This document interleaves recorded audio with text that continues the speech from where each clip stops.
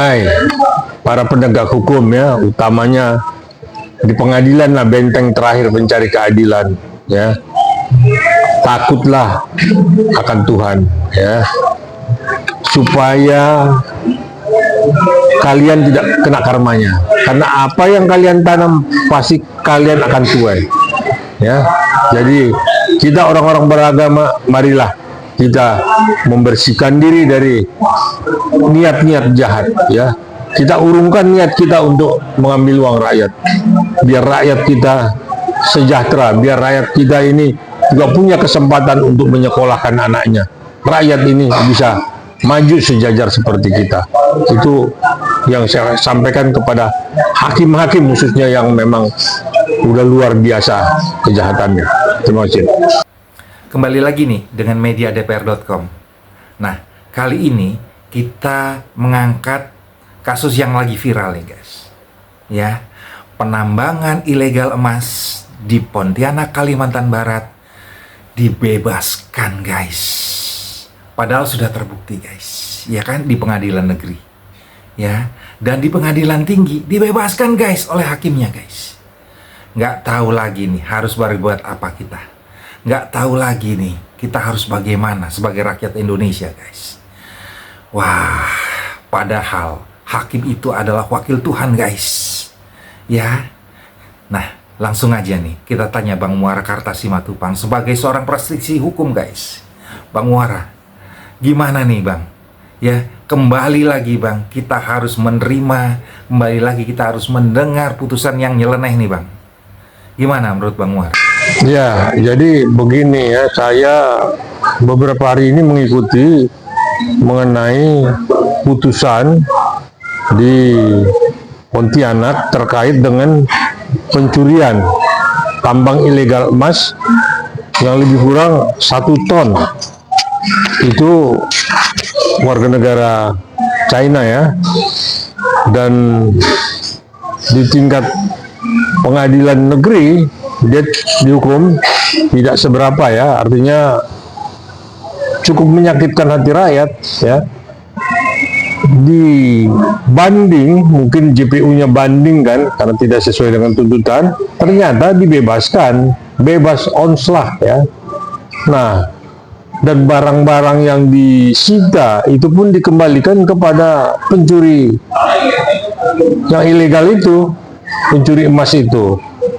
Nah, kalau udah seperti ini kita lihat hakim ini udah nggak beres ya. Hakim ini memang mesti dididik di lingkungan militer ya, mesti masuk ringdam hakim ini ya. Karena kalau dikembalikan kepada hati nuraninya memang sungguh-sungguh tidak bisa lagi dipercaya.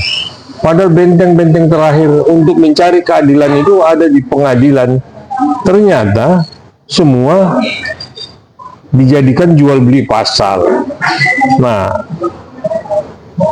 Pak Prabowo kan belum lama ini mengenai Harvey Muiz kan udah nyindir ya, kenapa tidak dihukum 50 tahun kan begitu. Sampai pun Jaksa Agung ditanya, banding nggak itu jaksanya?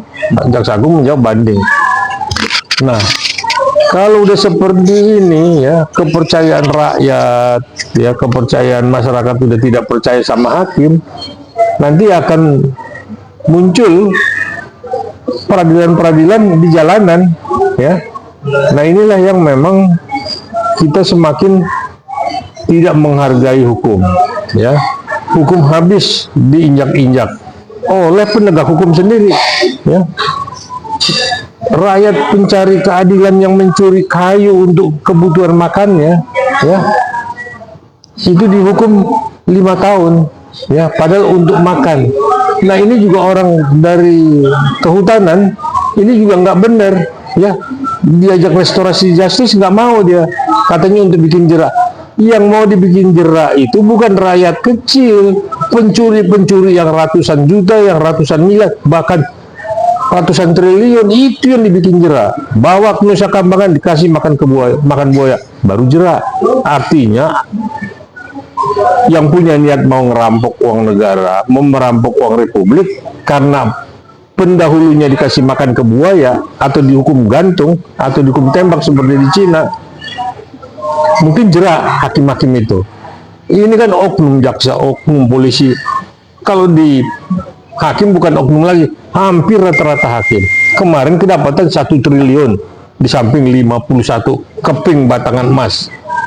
Ini lagi membebaskan pencuri, penambang ilegal ya di Kalimantan Barat. Belum selesai kasus Harvey Muiz, muncul lagi ini. Kemana ini? Republik ini mau dijadikan apa? Hukum ini udah benar-benar menjadi komoditi jual beli ya. Jadi saya sependapat ya, kalau Pak Prabowo kemarin kabinetnya dilatih di Magelang ya, di Akmil, saya pikir hakim-hakim juga mesti dilatih di Rindam. Bagaimana dia merasakan ya penderitaan yang harus dia alami. Tidak senang melulu. Kemarin tahun lalu kan mereka demo minta kenaikan upah segala macam. Habis dari situ kita lihat apa? 1 triliun si Jarod menyimpan uang dari bancaan-bancaan itu.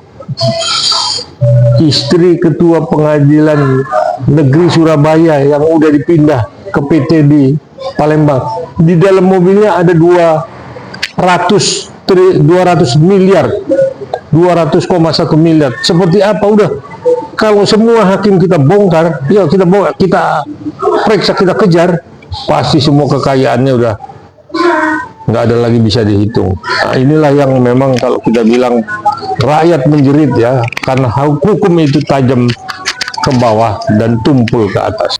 Bang, kita nih rakyat Indonesia nih marah nih Bang nih gitu ya, dengan kelakuan hakim-hakim yang seperti itu Bang, ya kan? Yang kita lihat ke belakang Bang gitu, mereka rata-rata memutuskan sesuatu Bang, atau jual beli pasal, atau membebaskan Bang, itu menerima sesuatu Bang, ya kan?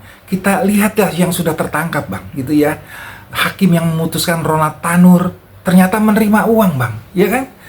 Terus juga mantan hakim agung juga Bang, siapa itu? Jarod Rikat, sama Bang, ya kan? Di rumahnya ditemukan uang 1 triliun Bang gitu loh. Aduh, ini harus bagaimana nih Bang gitu ya kan?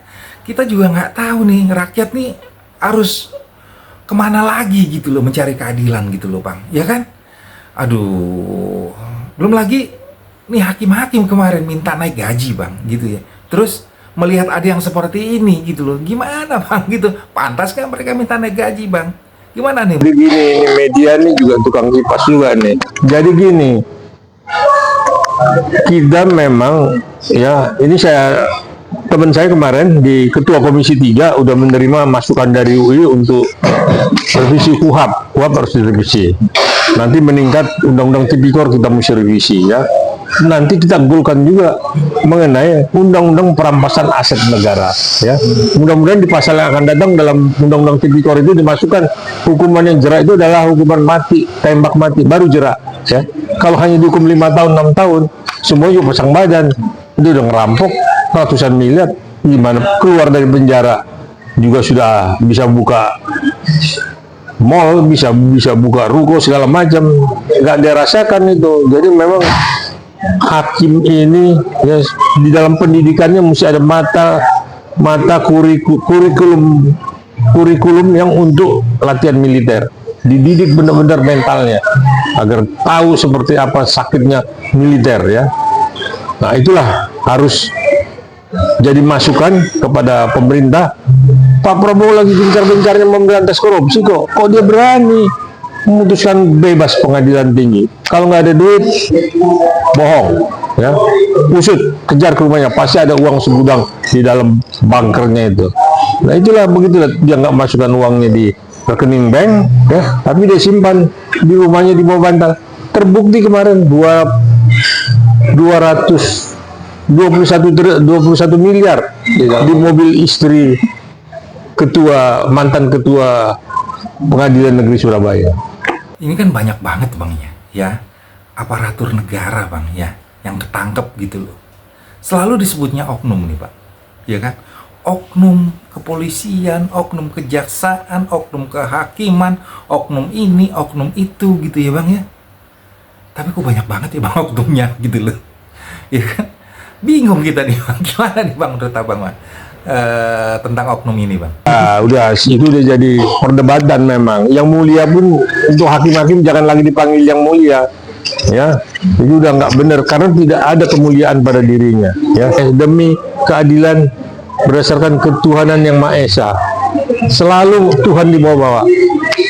Ya inilah, hanya hakim-hakim di Indonesia lah yang berani membohongi Tuhan, ya. Makanya hakim itu jangan lagi dipanggil yang mulia, penjahat semua. Nah, saya pikir saya sebagai praktisi hukum, saya terus terang ngomong, karena kita juga jadi alatnya kan, alat oknum kepolisian, alat oknum kejaksaan. Di pengadilan pun kita terpaksa ikut jual di pasal, nggak bisa lagi gitu. Jadi kalau kita mau cari keadilan yang hakiki, udah jauh dari harapan. Kecuali nanti nih Pak Prabowo sesudah 100 hari kerja kabinetnya itu mungkin akan terus dengan ketegasannya itu untuk membereskan dan menyelesaikan para koruptor ini. Saya sudah lihat ketegasan beliau itu sudah mengingatkan hati-hati, yang tidak setia sama negara, yang tidak setia sama rakyat dan yang menyakiti rakyat akan disikat habis. Memang mesti disikat habis. Kita mendukung Pak Prabowo, mendukung beliau 100%, karena sudah kelihatan beliau tidak bisa diatur. Beliau sudah melihat rakyat nomor 1 di hatinya. Lihat korupsi di Indonesia sudah miris, Bang, gitu ya. Hampir semua instansi pemerintahan ada koruptornya, Bang, gitu ya. Aduh, kita sebagai rakyat jelata miris, Bang, ya kan? Nggak tahu lagi nih harus bagaimana gitu ya. Terus juga Abang kan seorang praktisi hukum, Bang, yang langsung nih, Bang, bersentuhan dengan aparatur negara nih, Bang, ya kan? Abang juga sudah mengalami, Bang, gitu ya kan, melihat, mendengar, merasakan bagaimana korupsi yang terjadi nih, Bang, di aparatur kita, Bang, gitu loh. Gimana nih, Bang, harapan Abang ya biar mafia peradilan gitu ya kan nggak ada lagi gitu ya, Bang? Gimana harapan Abang? Ya, ini di sebelah saya ini klien saya nih, dia kehilangan sesuatu, ya, sepedanya hilang. Cuman saya bilang udah nggak usah lapor ke polisi lah, saya bilang. Ntar lu lapor, akhirnya lu punya motor kejual lagi. Makanya saya bujuk-bujuk dia supaya tidak melapor, ya. Inilah nih teman saya nih. Nah itulah fenomena-fenomena seperti itulah ya. Orang takut melapor ke kepolisian karena di situ nanti ketemu oknum. Pasti yang urusannya sepeda bisa jual motornya, yang laporan ayamnya hilang akhirnya sapinya kejual. Nah saya pikir memang udah nggak ada lagi orang di kita ini pejabat-pejabat yang takut akan hukum, semua dihantam ke romo. Kita lihat ke depannya pasti selesai ini semua yang mereka pada ngerampok uang rakyat. Kan, Bang, ya kan? Orang sudah males, Bang, atau sudah takut lapor, Bang, gitu. Yang seperti Abang bilang tadi gitu ya. Lapor kehilangan ayam jadi hilang kambing atau hilang sapi gitu ya. Nah, fenomena di masyarakat juga begitu, Bang. Nggak mau, Bang, lapor ke aparat negara, Bang.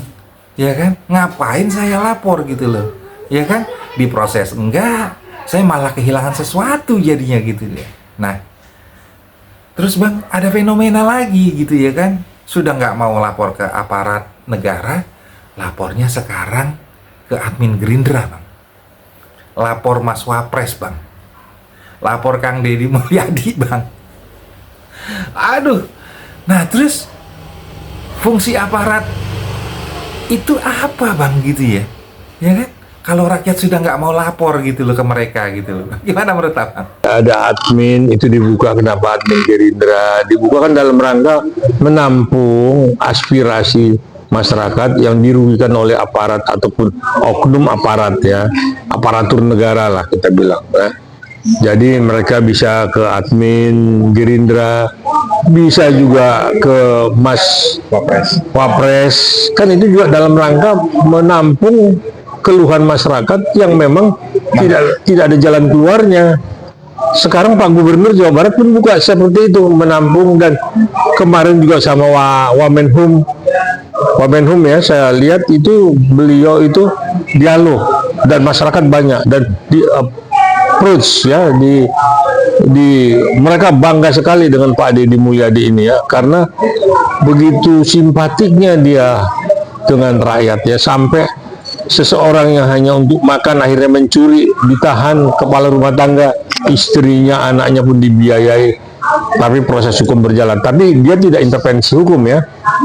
Nah, inilah yang fenomena-fenomena inilah yang rakyat semakin hari semakin buntu ya, semakin nggak sanggup menghadapi kejahatan-kejahatan, bukan yang dilakukan oleh penjahat, oleh oknum, oleh oknum aparatur ya, baik itu oknum kepolisian, oknum kejaksaan maupun pengadilan. Kita lihat kan, orang asing ya dari China sana 1 ton ya dibebaskan dan barang itu dikembalikan, berapa ratus triliun kerugian negara. Nah, seperti itulah ya. Jadi di belakangnya itu pun siapa-siapa kita pun nggak tahu ya, tetapi yang jelas itu harus dibongkar, diusut ya, dan hakimnya pun juga kalau diperiksa mungkin uangnya udah segudang. Jadi saya sebagai praktisi hukum ya merasa miris ya, merasa sedih ya. Ini ada klien saya tahan untuk tidak membuat LP ya karena seperti itu ya. Saya pikir itu yang bisa saya sampaikan mengenai fenomena penegakan hukum yang Pak Prabowo berangsur-angsur udah mulai kelihatan giginya. Saya pikir itu intinya. Terima kasih. Wah, bincang-bincang kita kali ini sangat menarik ya Bang, karena kita berharap banyak gitu ya terhadap aparatur negara kita ya Bang, untuk menegakkan hukum Bang, gitu ya kan. Banyak banget nih masukan dari Bang Muarakarta yang sangat berarti nih buat kita semua gitu ya kan. Semoga hukum tegak di bumi pertiwi Indonesia Raya Bang. Ya, Sandi Wiratama, mediadpr.com melaporkan dari Jakarta.